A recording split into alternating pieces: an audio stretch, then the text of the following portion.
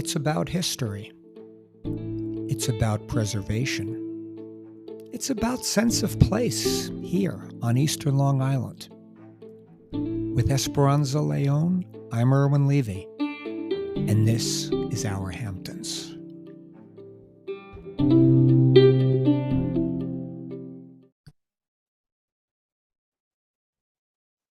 Esperanza. Hello, Irwin. I'm so excited about what we're going to talk about. Somehow I knew you would be. This is definitely your wheelhouse. And realizing we are in season 2 here, I think I can also say this line that we've said very often when we're talking about Our Hamptons. This is an ancient history. It's true. It's so true. This is not yet. It's going to be funny. So we are going to be talking about the Signa Gallery and Esperanza. Can we say, in your professional opinion, now everyone knows who we are by this point in Our Hamptons, and Esperanza has a background in art history. Would you consider the Signa Gallery, 1957 to 1960, on Main Street in East Hampton, was that the one that started it all in terms of art galleries? It certainly would seem that way. Yes. As like a total, groundbreaking trailblazing endeavor. Yeah. Yeah, I really would think so as well. And if we go back to 1957, and this is the Signa Gallery. I guess we should frame it this way, Esperanza. The Signa Gallery did not have a long history. It was only open from 1957 to 1960. It was 4 seasons, but the East Hampton of 1957 was a much quieter place than the 65-year later East Hampton we're currently living in. And it also had, suffice to say, a much more conservative kind of reputation, if you will, than the East Hampton of today. Yeah, you could say insular, provincial, all these terms that are a little derogatory, but that's what it was. It was a small fishing, farming community, right? Still. Exactly. That's exactly what it was. Again, there was still wealth here. There was still a summer colony here. Obviously, we've been over that in many episodes prior, but right. But again, think about the wealth, right? I mean, I'm talking farming, fishing, those exactly. Like, I think those people were probably more avant-garde than the wealthy component. No question about it. But it was also 1957. This was really, I mean, the heyday, the pride, of the abstract expressionist movement. It was an established movement at this point by 1957. Am I right, Esperanza? Yes, that's true. I mean, this is the year after Pollock dies in his car accident. That's correct. That obviously put a little sort of dent in the movement, but it continued. Exactly right. So let's see how we're going to frame this. First of all, let's introduce the cast of characters. Okay. The main cast of characters were the 3 proprietors of the Signa Gallery, and they all have a history, even 65 years later. And we're going to get into that. We're going to touch on that. You had John Little. John Little, of course, was an abstract expressionist artist of that era, and his property has been preserved through community preservation, and we now know it as Duck Creek Farm. Yes. In Springs. We also had Elizabeth Parker, another abstract expressionist artist of that era, and the Parker Anderson House currently houses the Springs Library. Right, the Springs Historical Society, exactly. And they run the community library, and it is a property that she donated to the town of East Hampton. That is 100% correct. And then the third player in terms of this gallery was Alfonso Ossorio, who, along with his partner Ted Dragon, owned the creeks. And now I'm going to go out on a limb here. Now, I read, even though they all were equal partners, putting up, I think, $500 each. Alfonso Ossorio was from a very wealthy Filipino family. I think they were Sugar. sugar magnates, if I'm not right, Esperanza. Correct. Yep. Yeah. Yep.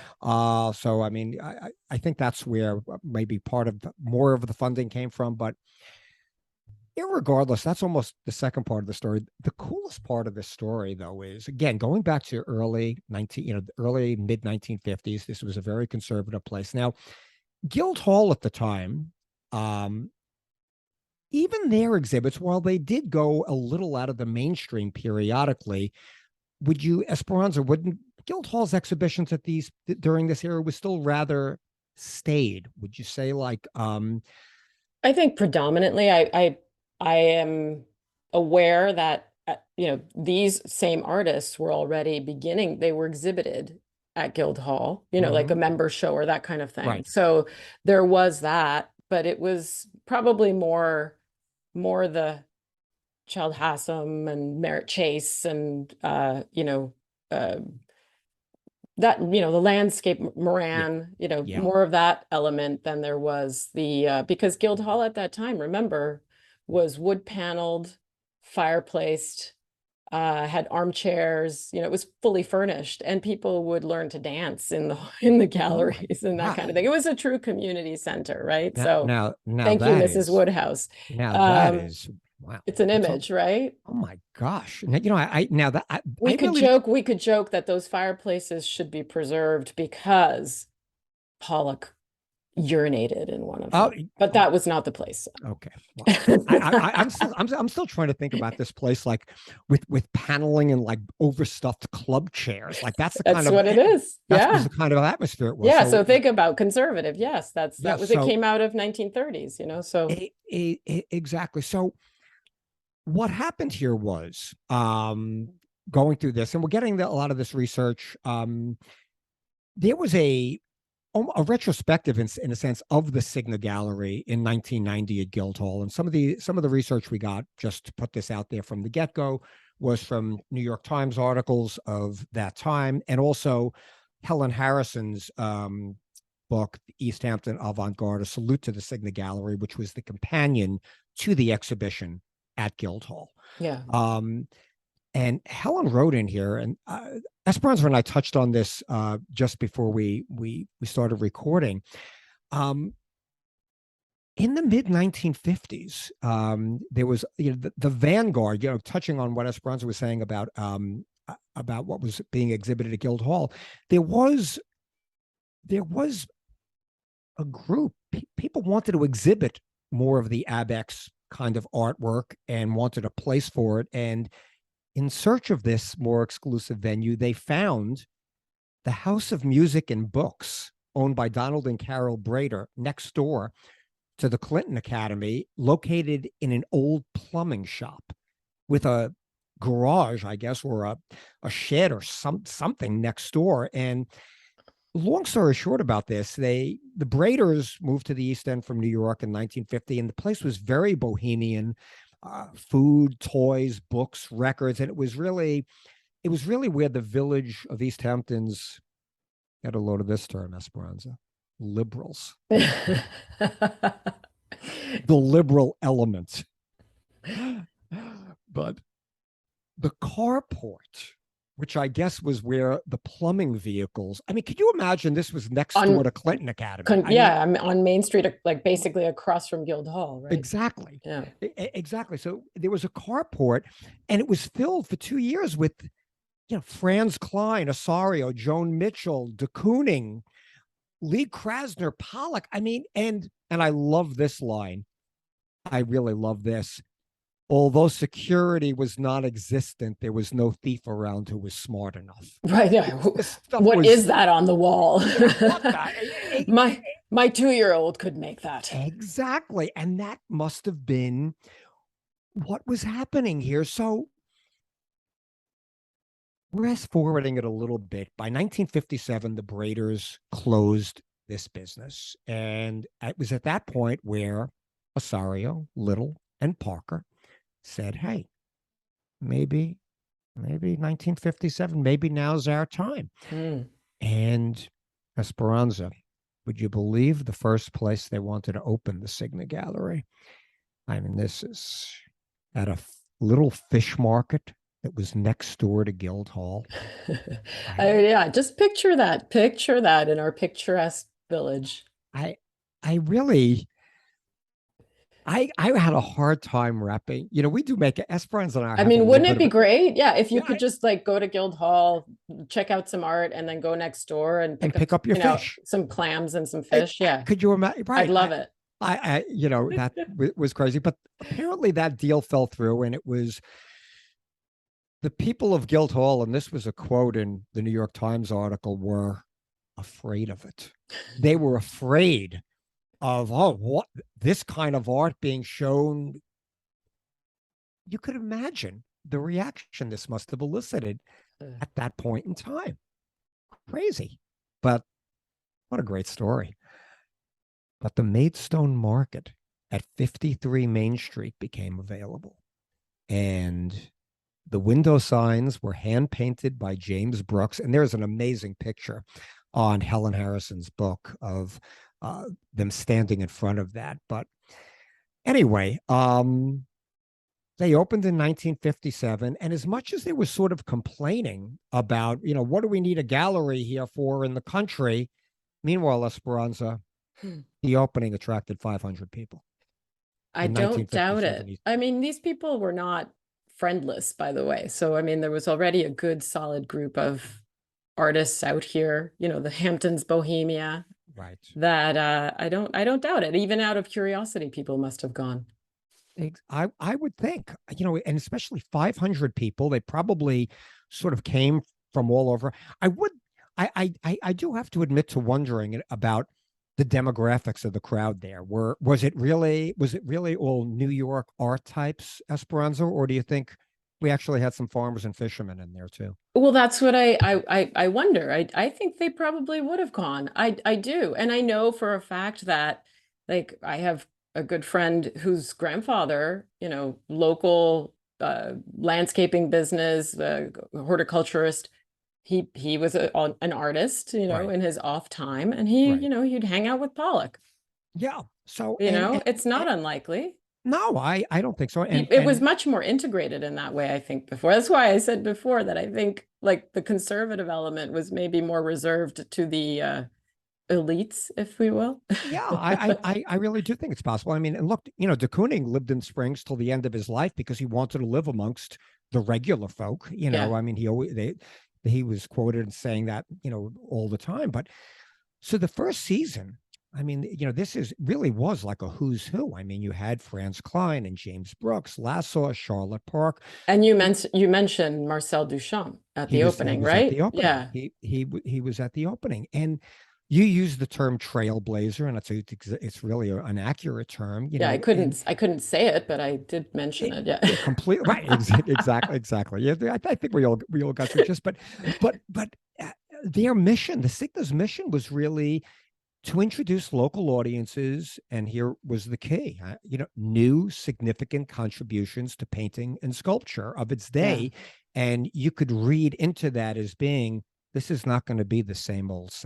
I mean, Yeah. that would be, and I love that. Significant contributions, completely. Yep. And that's, I think that's really, I think that said it all. And now they weren't a co-op gallery. And, you know, again, I'm not going to go too deep into the weeds, but you know, Signa did have something in common. The gallery was really formed in a sense as a reaction to certain museums and dealers ignoring these up and comers, especially these up and coming Americans for the more European modernist Yeah. of the day. It was always very Eurocentric. Yeah. Yeah. And it did, however, and this was made very clear in everything I read, they did rely on the goodwill of the uptown galleries, the Sid Janus, Leo Castelli, all of these people. But as Osorio, a lot of this was an interview Alfonso Osorio gave at the Creeks. And again, this interview was taking place in 1990. And, I you know, just was thinking about, he was like, he died shortly after, must have been, yeah. I believe so. I'm not sure. But he was a very, very flamboyant kind of guy, big Mm. personality, a guy, personality that really filled the room. And I'm reading some of these quotes. We were filled with the exuberance of youth then. Now, remember, he was talking 30 years prior. Hmm. Guildhall had shown some of our avant-garde works, a surprising thing for a stuffy organization like that. So there was a lot of that. But the three of them felt that an independent gallery was really needed. Yeah. And And a commercial gallery. I mean, here they were, yes, they were looking to, like, that's the part that's most notable. I mean, one thing is if they had tried to just open some kind of like, pseudo museum, like a little right, collection of but this was a commercial gallery at the time in a farming fishing village with a seasonal, a correct. seasonality that continues through today that you would think, how could they possibly think that would make it? Exactly. But I think, no, we can't speak for them, but just from everything I've read and I'm sure from what you've read, I mean, this is something, that you obviously know a lot more about than I do, but I think they were looking at a bigger picture, Yep. just in terms of it wasn't necessarily, I mean, look, no one goes into any business to lose money, but Right. But it wasn't like they were going to, yeah, it wasn't the money maker. Right. I agree. Yeah. I don't think their motivation was really profit as much as it was just to sort of introduce the work and even the concept, to a community Yeah. Yeah. at large. And reading on, like John Little's wife Josephine said, it was talking about this, how there was resistance on some artists to cooperate because a lot of them felt that they were going to put their own works in the positions of power. They were at That the the three founders would be sort of the yes, ones that would be the stars and a, everybody else would be a, sort of a, secondary. Yeah. exactly right. And But that instead would it was really egalitarian. It was very much so. completely, Yeah. they were these the three of them were really not about that. And Josephine Little continues to say they didn't even open the gallery with their own works. They were scrupulously fair. And Hmm. if you added up the square feet of what they showed, the three of us had less than many of the others Yeah. over the period of time. So I think, and I would tend to really tend to believe that. But to the point of the bigger picture, by season 2 of the Signa, this is a name I even remember, David Porter. Yeah. Now, David Porter he was an artist, Esperanza, am I correct as well? But he actually opened the summer outpost of a gallery, the Esther Stutman Gallery, at the Sea Spray Inn. The Sea Yes. Spray Inn should be another conversation for Oh another my day. gosh. Yeah. When I learned, I did not know that detail. And I'm Right. just trying to picture the sea spray in with this little gallery Yeah. because, Yeah. I mean, the Sea Spray Inn we're gonna do a, hey, I think I'm going to do a segue.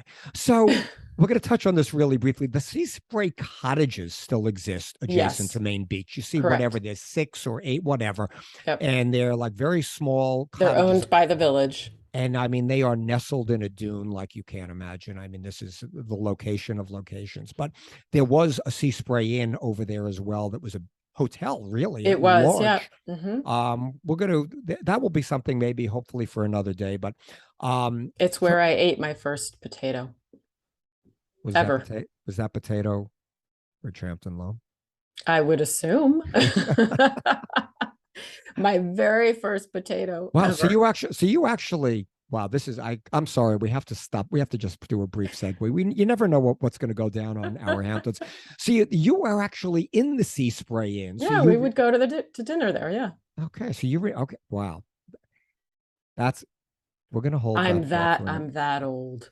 we're not at all. Uh, Trust me, I could be her older brother. Anyway, we'll have to come back to that at some Okay, so David Porter at the Sea So, right, so Spray Inn, but the which, point was, he and opened a gallery right, here, and at 23 Newtown Lane, there was a gallery called the Blue Horse. Blue House, The Blue Blue Horse, House, pardon Blue me, the House. Blue House, pardon me. But point of the story, Esperanza, do you think it's safe to say that the Signa opened the doors for those two galleries? Oh, I mean, it sounds that way, unless you consider the Braiders to have done some kind of, ushering in of that, this.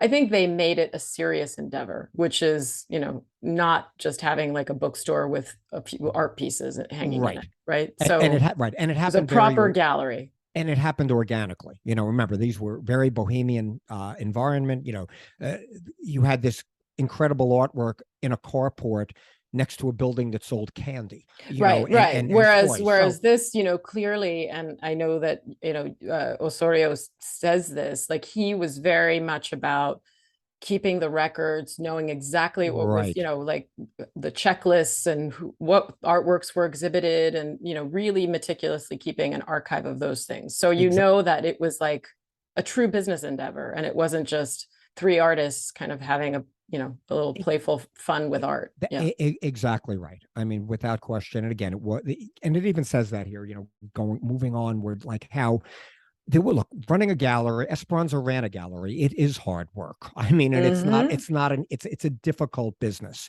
But these three partners really did enjoy doing this.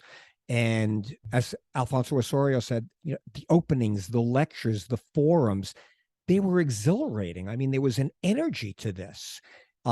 Despite, as they describe, occasional threats of physical violence from husbands of women artists that the Signa would not show, which sort of strikes me, considering one of the three partners was Elizabeth Parker. Exactly, yeah. And yes, we've been over this in prior episodes, and I mean, Esperanza could probably speak to this at length. Female artists of that day were female artists, not artists. Yes. It was like a secondary class. Yeah. A secondary class. Exactly. Even with the abstract expressionists, there were plenty of great women, but they were still considered sort of. Yeah. And women artists, like, with that, they were. The qualifier says it all. The qualifier. Right. Right. But now there was an East Hampton sculptor. This was not a name I recognize. Esperanza, did you remember a Don Kennedy, a sculptor? No, I don't know. Okay, I didn't recognize this name either, but he was a college student at the time working at the gallery. And this is Don Kennedy's quote, how you'd go to a Signa opening and there was always a dialogue on art. It wasn't like it is today. Now, and this is 1990. Yeah. It wasn't like it is today with everyone talking about real estate and investments. Thank you, Don. Yes. I mean, that is that is a commentary that is relevant to this day. We're not going to get too off into the weeds of what the industry of art has become. That could be a whole other dialogue, but it's really about a blue chip investment in a lot of ways rather than about the piece. Yes, about the art itself. Yeah. Okay. But this is now, here's a very telling point that Don Kennedy brings up, Esperanza, and it really plays into what we were just referring to in terms of, were they making a living at the Signet? And, basically it was one browser, Don Kennedy remembered vividly. He came in daily to see this particular Franz Klein piece, but he wouldn't buy it from us. He waited until Franz's New York dealer sold it to a Swiss dealer, and then bought it in Switzerland for 3 times what we asked for it. And that was, they made these kind of comments and it got back to, why do we need an art gallery here in the country? Was it not authentic? It wouldn't be a real deal if you didn't buy it from a New York dealer. Well, I mean, I opened my gallery in 2001 and I heard the same stuff. Really? Imagine. Right. Okay, which wasn't that much, so long after this, it was only a decade really. Right. But that's exactly what people would say. Like, why would people buy? Well, first of all, like, I love their noble sort of, we're going to open a gallery to feature significant contributions of contemporary art. I opened a gallery of Latin American artists and people out here, and people, why would you do that? Right. People are only interested in landscapes, seascapes, gulls, Right. Which, by the way, when I used to volunteer at the Guildhall Clothesline Art Sale, truly were the first pieces that went. That would sell, right? Yes, Yeah, I mean, yeah, exactly. It's but true. but But right. that's changed, obviously. I mean, look how we've evolved, if you will. But definitely that comment that Mr. Kennedy says, I I mean, heard it more than once. I could only imagine, but boy, it is so dead on, and is probably more relevant 30 years later. Now we're talking 2022 versus 1990. You know, still relevant, more relevant. But wow, I mean, he was totally on the money. No Well, pun now we just intended. have those New York dealers here, so it's all the That's a complete that is completely true. I mean, same. We're edged out. we really are. I mean, I've lost count of the number. You could almost say that galleries are like it's really a race between galleries and real estate And real brokers who has estate. the most physical space here at this point. But Yeah. by the fourth season of the Signa, and the business was edging into the black. And wow, I love this line in this article, how Signa was becoming a victim of its own success. So, by season four, now this was the fourth year, is actually, like, I think I guess the last year of the gallery. They were really sort of coming into their own, but it was also taking the toll on Ossorio, Parker, and Little, who were, remember, at the end of the day, they were artists. Right. So it's taking away time from you creating, producing art. Yeah. I mean, I can totally understand not being an artist, but you end up not consuming culture when you are trying to, present it all the time. So it's kind of the same thing. Completely true. And I mean, I would say, look, Ossorio was wealthy. I mean, but he was, and I think he was creating art. Um, he didn't need to reap the rewards of selling his own work. I mean, he knew where his next meal was going to be. I mean, Elizabeth Parker and John Little, they weren't in his financial league. Right. And, for them, it became a little bit different, I'm sure. And now, Esperanza, I have to get on this because I love this part of where we're going. Now, so Esperanza made that very salient point, how there was less time for their own work, but it's amazing how things happen the way they happen. Story that continues to this day, anywhere in the country. The landlord on Main Street, for 53 Main Street, whomever he or she was, demanded a substantial rent increase that they couldn't afford. So in 1960, they moved. This blew me away. The former Halsey's Garage at 65 Newtown Lane, currently Stop and Shop. Or if you still call it the AMP, because I do. Okay, or if you want to go in, if you want to split the difference, Walbams. There you go, there you go. But also, I was remembering. So they were at 53 Main Street, which was around. Actually, it's kind of next door. It's the building next door to where the drawing room is now. Right. On Main Street. Maybe it's like where Restoration Hardware is. I mean, no, I'm not sure. it's not that far down. No, it's like right in the middle. I looked it up. Okay, so very good. It's a building that's right there next to the drawing room. Okay. But yeah, this location apparently was not as advantageous to them on Newtown Lane, was it? Even though it was bigger, probably, right? Well, it was a garage. So, I mean, it was an old auto garage. So, I mean, actually, the space was probably far superior. Yeah. But I guess Newtown Lane at that point in time was considered more off the beaten path. Exactly. Yeah. Sort of like North Main Street was for me. And it even says here in this article, right, exactly. The traffic didn't approach the Main Street location. So yeah, it didn't meet the same level, right? Correct. So I mean, while this wasn't, again, they were not trying to make money on this, but they broke even. Most of the sales of the day were the established collectors, the Evan Frankels, the Ben Hellers, the Dorothy Newman, but they never really attracted the new audience.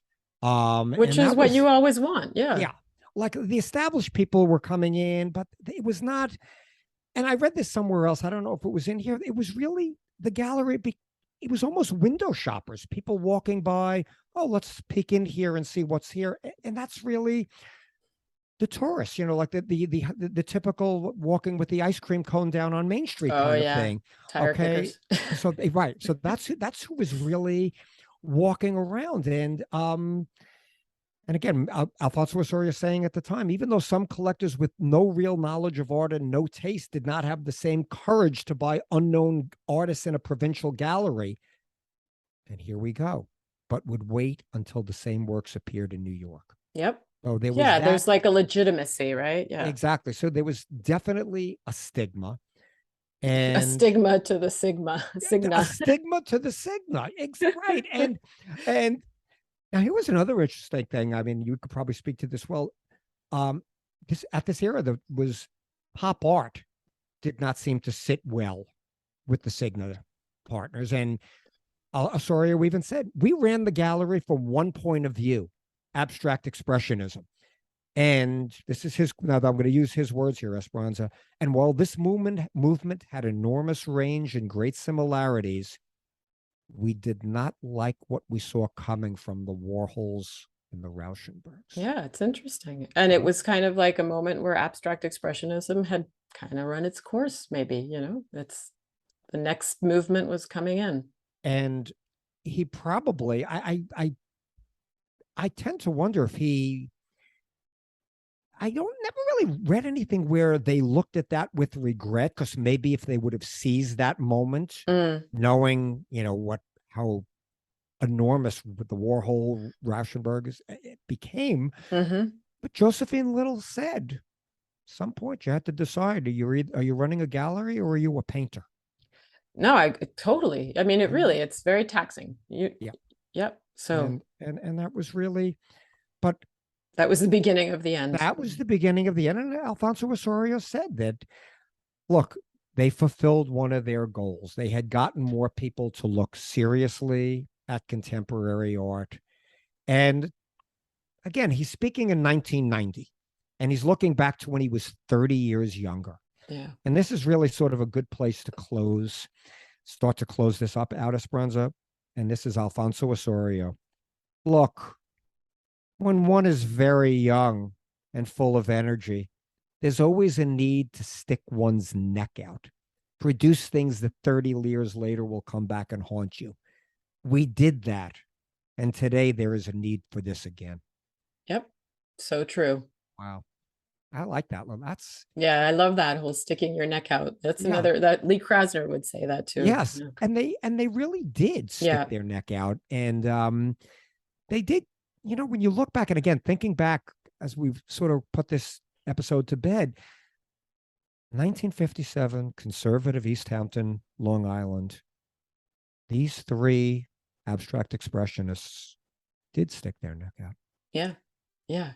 And one thing I wanted to say actually regarding Elizabeth Parker, because we mentioned her former home, but do note that if you ever happen to go into town hall, you will actually see her work also. If you not only at the Springs Library, where they do have, I think, 1 or 2 paintings, but town hall is populated with them. So no kidding. Now, not Village Hall. You're talking about East Hampton Town Hall? East Hampton Town Hall. Okay, good to know. Yeah, there is a haunting. I guess it might be a self-portrait of her in the Springs Library, which is that's right. Yeah. And then upstairs they have a large canvas. But actually, no, Town Hall, if you're waiting in line for your beach permit or something like that. Wow, that's a very good tip. I believe me, I've been on that line many times. Until I started doing it by mail. But my recycling anyway. I think the beach you really have to go in. But that really is that's a great tip. And probably is really worthwhile to see. I could tell you this, living in Springs, I've been to see those paintings and stuff. Springs Library, Historical Society, that's a lot of good work to visit. And it's worth it. It's really worth it. Also worth it. And Duck Creek, as we said. Completely. And we've mentioned a lot of these players. And I mentioned to you, Irwin, that I was fortunate enough to get to meet a few of these individuals, right. To meet Abram Lassaw, to meet Paul Brock and Miriam Shapiro. I mean, that was like a highlight of my my Uh, youth, if you eh, will. I'm So sure, and yeah. not to mention now, Philip Pavia was Oh, part Philip of that. Pavia, yeah. I Philip got to Pavia, meet him pardon me. too. And now his son Paul is still here. Am I? Excellent. Yep. Yeah. Excellent So sculptor also. And around the corner from Duck Creek, and actually. Yep. exactly. I Yep. walk on that street and I see that name out there. I guess that Yeah. was maybe Philip's house originally, or Yes. maybe not. Yes. Yeah. Yes, it So was. Yeah. there. All right. And one last thing that we should not forget to mention, even just very quickly, is that this exhibition in 1990 at Guildhall had a companion exhibition at the East Hampton Center for Contemporary Art, which was on Newtown Lane. Right. And actually, it was Irwin, you asked me if I had been aware of that, and I was aware of it, but I unfortunately wasn't really. I was away at school in that Mm-hmm. time period, but talk about another worthy, sort of similar to the Signa Gallery, a place that really did some amazing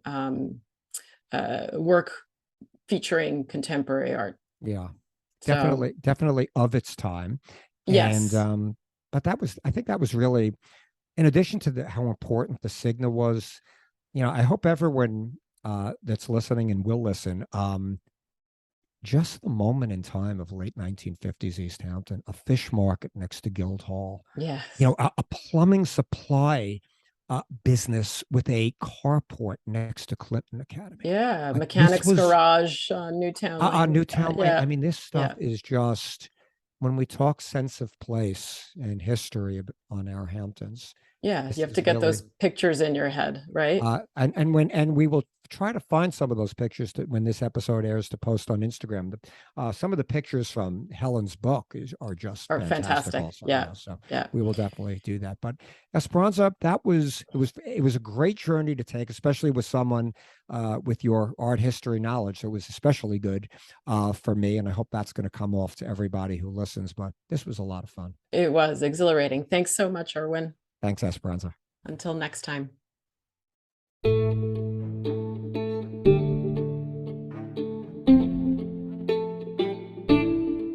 Thanks so much for joining us. New episodes of Our Hamptons are released every other Tuesday. Find them wherever you get your podcasts.